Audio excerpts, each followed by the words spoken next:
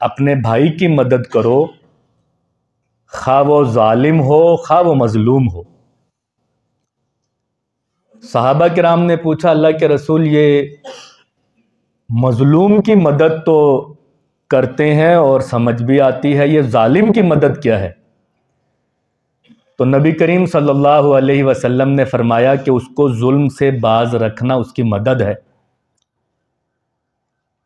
اور یہ اچھی توجہ ہے کہ رمضان کا مہینے کی آمد ہے، ہم ان تیاریوں میں اپنے ان مظلوم مسلمان بھائیوں کو نہ بھولیں جو دنیا میں اس وقت وہ جماعت ہیں کہ جن کے بارے میں حدیث میں نبی کریم صلی اللہ علیہ وسلم نے ارشاد فرمایا تھا کہ میری امت میں ہمیشہ ایک جماعت ایسی موجود رہے گی جو باطل کے مقابلے میں سینہ سپر رہے گی۔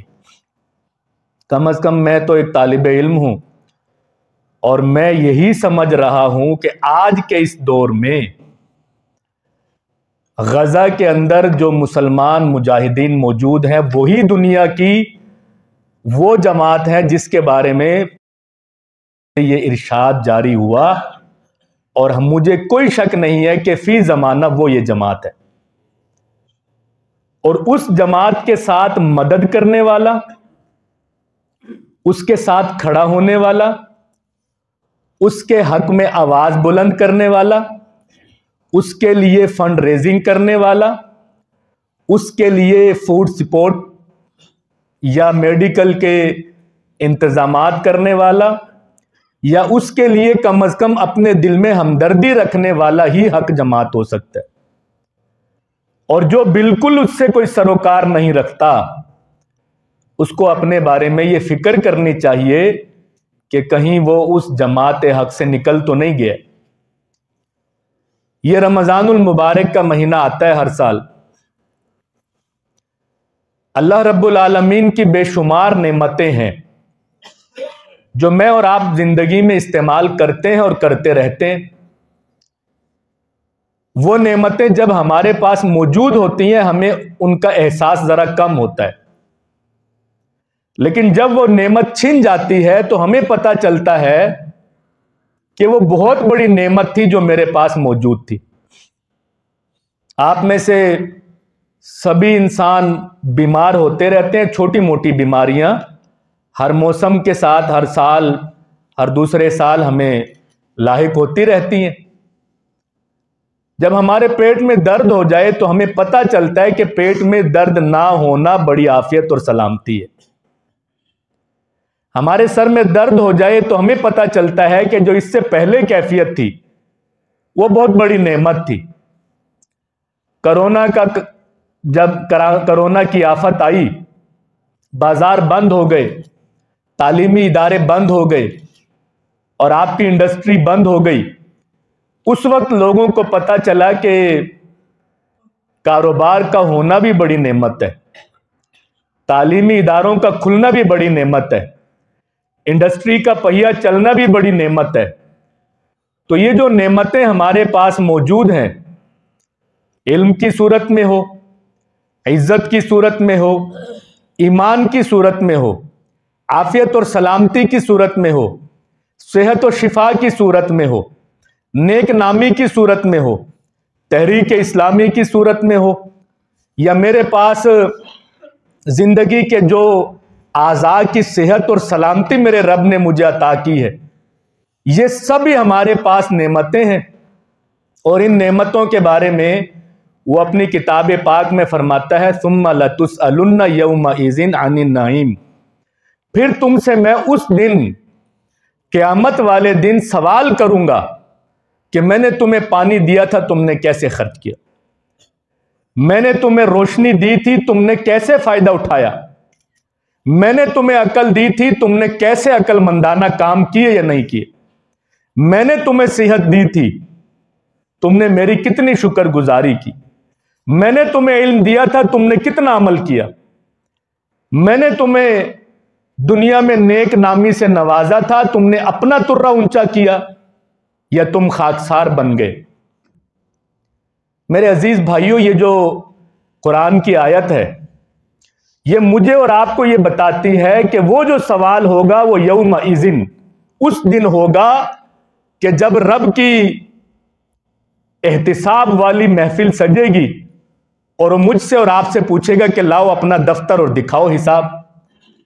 لیکن اس کی سنت یہ ہے کہ وہ سوال سے پہلے انسان کو تیاری کا موقع دیتا ہے۔ آپ دنیا میں دیکھ لیں، بچہ سکول میں، کالج میں، یونیورسٹی میں پڑھتا ہے، اس کا سیمسٹر گزرتا ہے تو اس کے فائنل ٹرم اور کبھی مڈ ٹرم امتحان آتے ہیں اور پہلے سے اناؤنس ہوتا ہے، اور بچہ اس کی فکر کرتا ہے، اس کی تیاری کرتا ہے، اس کے لیے وقت بناتا ہے، اس کے لیے سنجیدہ ہو جاتا ہے۔ تو رب العالمین نے ہم سے جو اس دن سوال کرنا ہے، اس سوال کا احساس دنیا میں ہمیں دیا ہے۔ اور یہ احساس کیسے؟ کہ جب ہر سال رمضان آ جاتا ہے تو مجھے پتا چلتا ہے کہ یہ جو کھانا اور پینا یہ بہت بڑی نعمت ہے۔ مجھے پتا چلتا ہے کہ یہ بھوک لگنا بھی نعمت ہے اور بھوکے رہنا بھی آفت ہے۔ مجھے پتا چلتا ہے کہ دنیا کے اندر اپنے جیسے انسانوں کا احساس کرنا یہ بھی رب کی نعمت ہے۔ اور مجھے پتا چلتا ہے کہ یہ رمضان یہ پیغام لے کر آتا ہے کہ دیکھو تم اس کے بندے ہو، تم حرام کیا کھاؤ گے، تم تو حلال سے رک گئے ہو۔ تو میرے دل میں یہ احساس پیدا ہو جاتا ہے اس رمضان کی وجہ سے کہ فائنل اتھارٹی کوئی اور ہے۔ اگر میں ہوتا، مرضی کا مالک ہوتا، تو پانی پینے میں ایسی کون سی حرمت ہے کہ میں آج اس سے رک جاؤں؟ اگر میں مرضی کا مالک ہوتا تو اپنی منکوہہ سے، اپنی بیوی سے، اپنی گھر والی سے جب چاہوں، جیسے چاہوں، جس وقت چاہوں میں مل سکتا تھا۔ لیکن یہ کیا ہوا کہ کسی نے مجھے آرڈر دیا اور میں نے کہا کہ یہی سب سے بڑا آرڈر ہے۔ میں کھانا کھاتا ہوں اور وہ حلال کی کمائی سے ہوتا ہے اور میرے سامنے حلال کی صورت میں موجود ہوتا ہے۔ لیکن کیا ہوتا ہے کہ میں کسی کا آرڈر سمجھ کر اپنی زندگی میں بالادست اسی کو مان کر لیتا ہوں کہ میں مغرب تک رک جانا ہے، اس لیے کہ کسی نے آرڈر کیا اور وہی سب سے بڑی ہستی۔ تو یہ جو رمضان آتا ہے یہ دراصل یہ احساس دلانے کے لیے آتا ہے کہ آپ کو رب نے بے شمار نعمتوں سے نوازا ہے۔ اس سے پہلے کہ وہ دن آئے اور مجھ سے اور آپ سے سوال ہو، ہم آج فکر کریں۔ میرے عزیز بھائیوں، صلی اللہ علیہ وسلم اس طرح جوانوں کے خطاب فرما رہے تھے۔ آپ نے ارشاد فرمایا، ایک خاص لفظ ہے، یہ احادیث میں بہت کم مواقعوں پر آتا ہے۔ آپ نے فرمایا کہ یا معشر الشباب، اے جوانوں کے گروہ۔ بہت کم جگہ پر اس طرح مخاطب کیا، اور پھر آپ نے فرمایا کہ جوانوں کے گروہ، اگر تم طاقت رکھتے ہو تو نکاح کرو، اگر نہیں تو پھر روزے رکھو۔ ہم نے غور کیا کہ ایسی کون سی بات ہے کہ نبی کریم صلی اللہ علیہ وسلم ایک گروہ کو خاص مخاطب کریں اور پھر ان کو ہدایت جو دیں وہ یہ ہے کہ اگر تم یہ نہ کر سکو تو پھر روزے رکھنا۔ تو پتہ یہ چلا کہ انسان کا جو دل ہے، اس کا جو دماغ ہے، اس کی جو پلاننگ ہے، اس کی جو زندگی کی ترتیب ہے، اس کا جو اپنے لیے سوچنا ہے، اس کا جو اپنی منزل طے کرنا ہے، اس کا جو اپنا زندگی کا لاہ عمل بنانا ہے، اس میں بہت ساری خواہشات ہیں۔ اور اسی لیے رب نے کتاب پاک میں فرمایا، ارائیت من اتخذ الہہ ہواہ، تم نے اس بندے کو دیکھا ہے کہ جس نے اپنی خواہشات کو اپنا خدا بنایا۔ یعنی میری اور آپ کی خواہشات کیا ہوتی ہیں کہ عہدہ بڑا مل جائے، دنیا میں پگڑی اونچی ہو جائے، بڑی کار اور کوٹھی بن جائے، میری اولاد جو ہے وہ بڑے عہدوں پر پہنچ جائے، میری دنیا کے اندر میری ہر کوئی نیک نامی کا پھریرا اٹھا لے، اور مجھے یہ کہا جائے کہ یہی وہ شخص ہے جو دنیا کا سب سے بہترین شخص ہے۔ میری اور آپ کی چاہت ہوتی ہے کہ کاروبار بھی میرا سب سے بڑا ہو، کار اور کوٹھی بھی میری سب سے بڑی ہو، برادری میں پگڑی بھی میری سب سے اونچی ہو، دنیا میں ناموری بھی میری سب سے زیادہ ہو۔ اور انسان کی خواہشات ہیں کہ جب وہ اس بڑی چیز کو حاصل کر لے پھر حل من مزید۔ دولت مند کبھی ایک جگہ جا کر نہیں رکتا، وہ کہتا ہے کہ اور بھی آئے تو فائدہ ہوگا۔ عہدوں پہ جانے والا کبھی ایک جگہ نہیں رکتا۔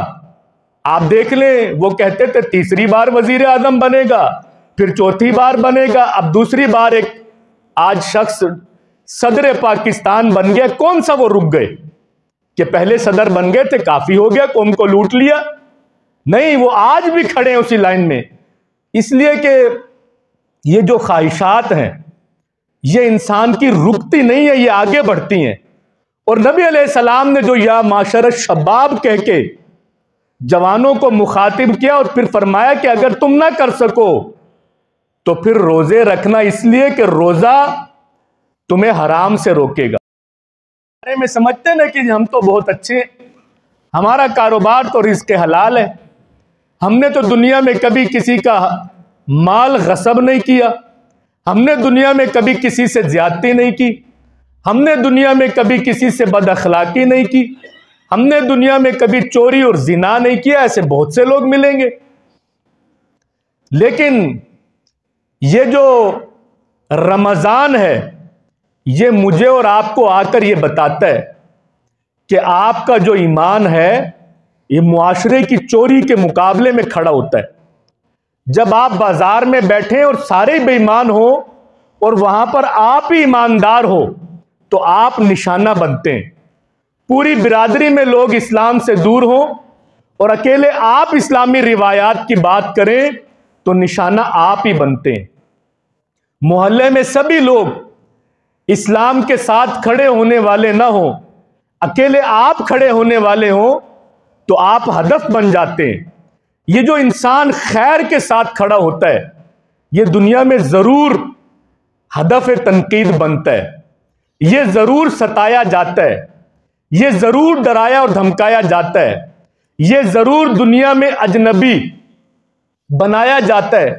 ابھی آپ نے الیکشن لڑا ہے، ہو سکتا ہے آپ کی گلی میں کتنے لوگوں نے کہا ہو کہ کوئی ایک بھی آپ کے ساتھ نہیں ہے، لیکن پھر بھی آپ کھڑے ہو گئے کہ نہیں میں ہوں، آپ میرے ساتھ چلو۔ تو یہ جو رمضان آتا ہے نا یہ میری اور آپ کی ایمان کی بیٹری چارج کرنے آتا ہے۔ میں اور آپ موبائل استعمال کرتے ہیں، ایک سادی سی مثال ہے، 100% ہمارا موبائل ہوتا ہے، ہم اس کے ساتھ سارے کام کرتے ہیں، میڈیا بھی استعمال کرتے ہیں، کالز بھی کرتے ہیں، انٹرنیٹ بھی دیکھتے ہیں، ہم اپنا ڈیٹا بھی محفوظ کرتے ہیں، ہم اپنا ڈیٹا ٹرانسفر کرتے ہیں۔ یہ سب کام کرتے کرتے وہ بیٹری ڈاؤن ہو جاتی ہے اور پھر ایک وقت آتا ہے کہ وہ 20 پر آ کر آپ کو الارم دیتی ہے کہ ذرا آپ خیال کرو۔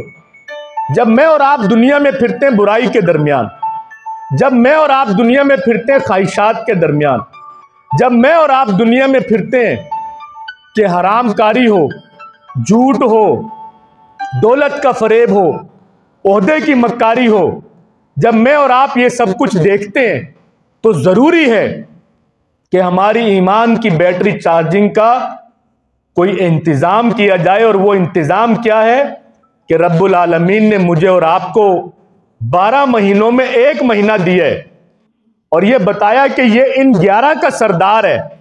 کیوں؟ اس لیے کہ آپ اگر ایام 20 کے روزے رکھیں تو کیا وہ روزے نہیں ہیں؟ آپ پورا سال جو نماز پڑھیں فرض تو کیا وہ نماز نہیں ہے؟ کیا آپ پورا سال اگر خرچ کریں تو کیا وہ خرچ نہیں ہے؟ آپ پورا سال کریں اور رمضان میں کریں تو برابر ہونا چاہیے، لیکن ایسا نہیں ہے۔ اس لیے کہ اس مالک نے جس نے یہ نظام بنایا ہے اس نے یہ پیکج دیا ہے کہ آپ ایسا کرو کہ تھوڑا ہو لیکن میں زیادہ مان لوں، آپ ایسا کرو کہ وہ کمتر ہو لیکن میں اس کو برتر مان لوں، آپ ایسا کرو کہ وہ کم قیمت ہو لیکن میں اس کو بیش قیمت بنا دوں، اور اس سے پتہ چلے کہ تم میرے تعلق میں کتنے سچے ہو۔ تو یہ رمضان المبارک جو آتا ہے یہ رحمتوں کا، برکتوں کا، سعادتوں اور فضیلتوں کا مہینہ، یہ مجھے اور آپ کو رب سے جوڑنے کے لیے آتا ہے۔ قرآن عظیم الشان میں رب العالمین نے جو روزے کی آیت ارشاد فرمائی کہ اے مسلمانوں، اے ایمان والو، یا ایھا الذین آمنوا کتب علیکم الصیام، تم پر روزہ فرض کیا گیا ہے بالکل اس طرح جس طرح تم سے پہلوں پر فرض ہوا تھا۔ اس کا مقصد کیا ہے؟ پھر خود بتایا، اس لیے لعلکم تتقون، تاکہ تم متقی بن جاؤ۔ تقوی کیا ہے؟ وہ جو ابھی ہم نے بات کی نا، خواہشات سے نکل جانا، وہ جو ابھی ہم نے سنا ہے کہ دل کی تمنا ہونے کے باوجود، عہدے کی تمنا، دولت کی تمنا، خواہشات کی تمنا، یہ سب ہونے کے باوجود ایسے گزر جانا کہ میرا رب مجھ سے راضی ہو جائے، یہ ہے تقوی۔ سیدنا عمر رضی اللہ عنہ سے سوال کیا کہ تقوی کیا ہے؟ تو انہوں نے پوچھا کہ ابو ذر آپ کو پتہ ہے کہ تقوی کیا ہے؟ انہوں نے کہا کہ حضور آپ ہی سمجھا دیں۔ سیدنا عمر نے پوچھا کہ ابو ذر کبھی تم ایسی جگہ سے گزرے ہو کہ جہاں پر کانٹے ہوں، خاردار جھاڑیاں ہوں؟ تو انہوں نے کہا کہ بہت دفعہ گزرا ہوں۔ پوچھا کہ کیسے گزرے ہو؟ انہوں نے کہا کہ جی دامن کو سمیٹتا ہوں، کپڑوں کو ذرا سنبھالتا ہوں اور پھر گزر جاتا ہوں کہ کوئی کانٹا اس دامن سے نہ الجھ جائے۔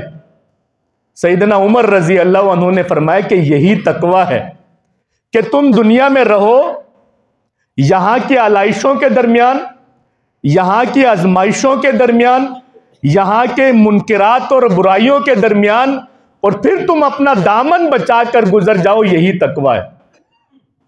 اور یہ جو رمضان المبارک کا مہینہ آتا ہے، یہ مجھے اور آپ کو آ کر یہ بتاتا ہے کہ یہ زندگی بہت تھوڑی ہے، لیکن آپ نے جو اعمال کرنے وہ بہت زیادہ ہے۔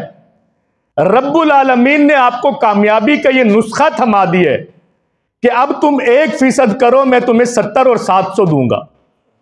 اب تم 1 پڑھو، میں 70 اور 700 کا اجر اور ثواب دوں گا۔ یہ رمضان المبارک کا مہینہ، یہ جب جب آتا ہے، یہ رب کے لشکر کی تیاری کے لیے آتا ہے۔ ہم نماز پڑھتے ہیں کیوں؟ تاکہ ہمارے اندر تقوی پیدا ہو جائے۔ ان الصلاۃ تنہی عن الفحشاء والمنکر، کہ نماز منکرات اور فحش سے روکتی ہے۔ اس کا مطلب ہے تقوی پیدا ہوتا ہے۔ روزے کا مطلب بھی یہی ہے، حج اور زکوٰۃ کا مطلب بھی یہی ہے۔ جب مقصد ایک ہوا تو اس کا کیا مطلب کہ آپ نماز پڑھیں تو رب کا لشکر تیار کریں، آپ روزہ رکھیں تو رب کا لشکر تیار کریں، آپ حج اور عمرے پر جائیں تو رب کا لشکر تیار کریں۔ اور رب کا لشکر کس لیے؟ اس لیے کہ اس کا کوئی جھنڈا اٹھانے والا ہو، اس کا کوئی نام لینے والا ہو، اس کے نام پہ کوئی لڑنے والا ہو، اس کے نام پہ کوئی مر مٹنے والا ہو، اس کے نام کے ساتھ کوئی اپنی دولت کو چھوڑنے والا، اپنے عہدے کی قربانی دینے والا، اپنی ذات اور رائے کو مٹانے والا، اور کوئی ہو جو کہے کہ اچھا رب کا نام ہے تو میں دستبردار ہوں۔ اور یہ رمضان کا مہینہ، یہ آزمائش ہے میرے عزیز بھائیوں۔ یہ آتا ہے، یہ قرآن کا مہینہ ہے۔ آپ قرآن انا انزلناہ فی لیلۃ القدر شہر رمضان الذی انزل فیہ القرآن، یہ آیات ہمیں یہ بتاتی ہیں کہ رمضان اور قرآن یوں ہے، ان کا آپس کا تعلق ہے۔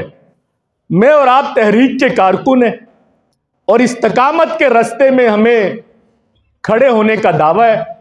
قل آمنت باللہ ثم استقم، تم کہو کہ اللہ پر میں ایمان لایا ہوں، اب استقامت اختیار کرو۔ یہ استقامت نہیں آ سکتی جب تک کہ میرے اور آپ کے پاس کچھ ایسے اسلحہ اور ہتھیار نہ ہو کہ جس کی کم از کم میں نے استقامت کے لیے تیاری کی ہو۔ آپ میدان جنگ میں جاتے ہیں، اس کو چھوڑیں، آپ کو گلی میں آپ CCTV فوٹیج دیکھتے ہیں کہ ڈاکو کے سامنے کوئی نوجوان کھڑا ہو گیا، اور اس لیے کھڑا ہو گیا کہ اس کے پاس ریوالور تھا جواب میں، کوئی اس لیے کھڑا ہو گیا کہ وہ کڑیل جوان تھا جواب میں، کوئی اس لیے کھڑا ہو گیا کہ وہ بڑے ایمان والا تھا، وہ جواب میں کھڑا ہو گیا۔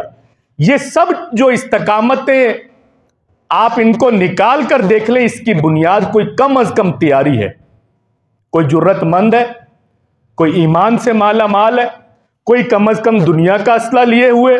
یہ رمضان جو آتا ہے یہ مجھے اور آپ کو آ کر بتاتا ہے آپ تحریک اسلامی کے راہی ہیں، اور یہ بڑا کٹھن اور مشکل آزمائش کا راستہ ہے، آپ نے اس میں چلنا ہے تو آپ کے لیے زاد راہ ہے، اور وہ زاد راہ کیا ہے؟ سب سے پہلی چیز ہے رمضان کے ساتھ قرآن۔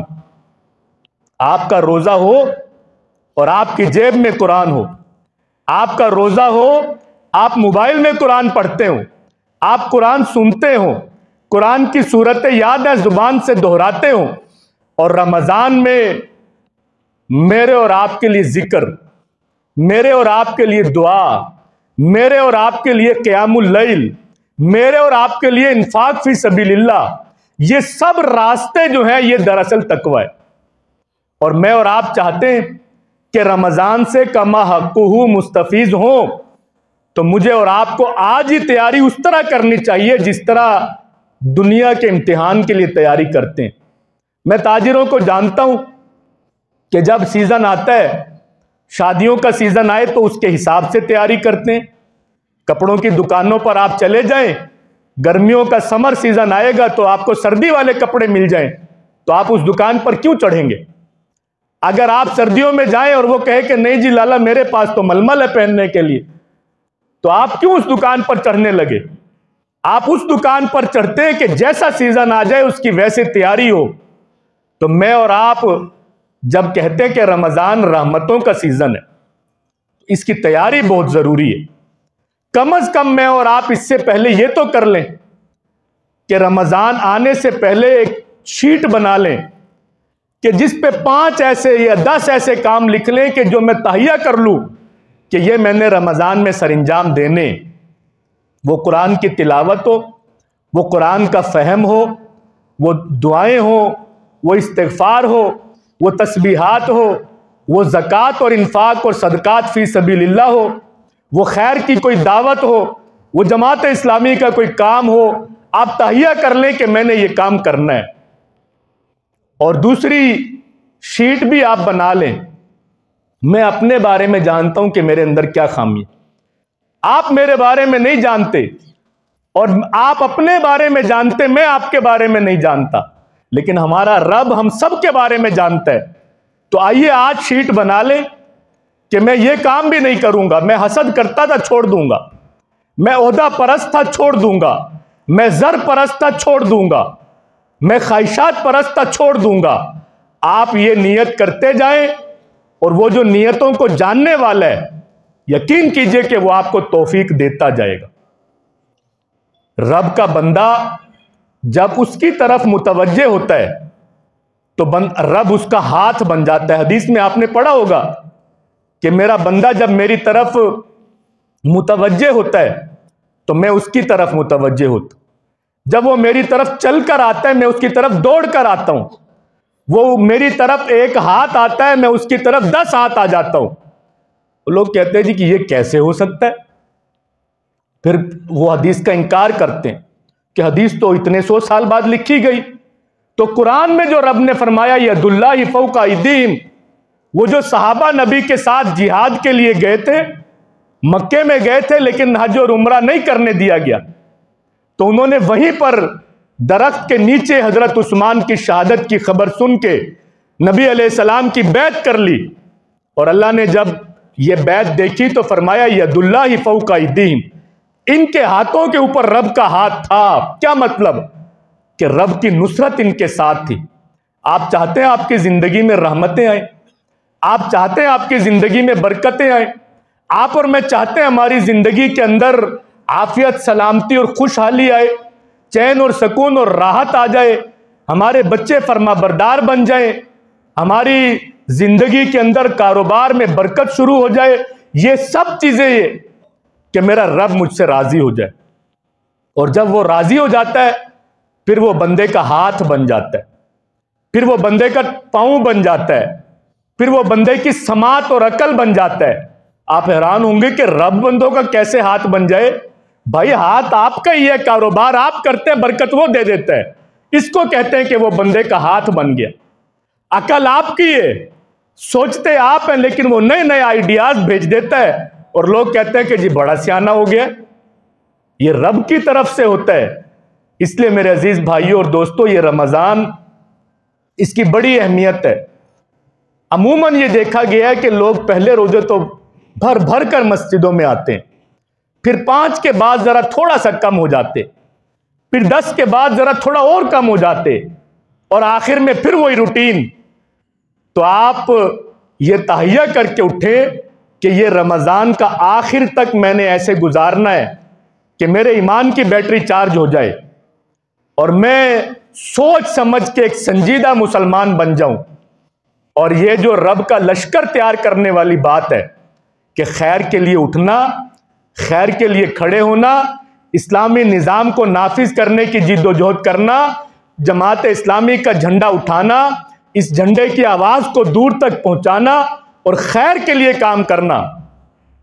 میں جب کھڑا ہو رہا تھا تو میں آپ کے سامنے جو حدیث پڑھنے لگا تھا وہ یہ تھی کہ نبی علیہ السلام نے فرمایا خیر الناس من ينفع الناس، لوگوں میں سب سے بہترین بندہ وہ ہے کہ جو لوگوں کے لیے زیادہ سے زیادہ نفع بخش ہو۔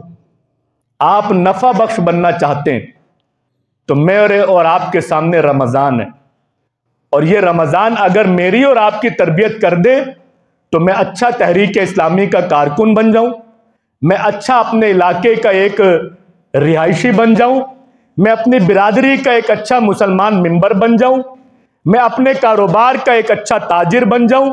جو جس حیثیت میں کہیں موجود ہوں وہ حیثیت ستھری اسلام کے مطابق میری سامنے آ جائے۔ میرے عزیز بھائیوں، آخری بات یہ ہے کہ یہ ماہ مغفرت ہے، اور نبی علیہ السلام کی آپ نے وہ حدیث سنی ہے کہ آپ نے 3 ممبر پہ 3 قدم رکھے تھے اور آمین آمین کہا تو فرشتے نے کہا کہ حضور یہ آمین لوگوں نے کہا کہ حضور کوئی نہیں تھا، کسی نے کوئی بات نہیں کی، تو آپ نے آمین آمین کہا۔ تو حضور علیہ السلام نے فرمایا کہ فرشتہ میرے پاس آیا تھا اور اس نے یہ باتیں کہیں اور میں نے آمین کہا۔ اس میں سے ایک بات کیا تھی کہ اس نے کہا کہ تباہ اور برباد ہو جائے وہ بندہ اور وہ شخص کہ جس کو رمضان کا مہینہ ملا اور وہ مغفرت نہ کرا سکا۔ اللہ نہ کرے کہ میں اور آپ ایسے لوگوں میں شامل ہو جائیں۔ اس کا مطلب کیا ہے کہ رمضان میں مغفرت کو تلاش کرنا ہے، اور یہ مغفرت یہ کوئی مولوی کے پاس نہیں ہے، یہ کسی پیر کے پاس نہیں ہے، یہ کسی آستانے پر نہیں ملے گی۔ ہماری سوسائٹی میں یہ بڑا رواج بن گیا کہ وہ حضرت نے میرے لیے دعا کر دی، ان تے بخشے گئے، وہ جی فلاں آستانے تے چلا گیا تے ان پہنچ ہی گیا ہے۔ یہ کچھ بھی نہیں ہے۔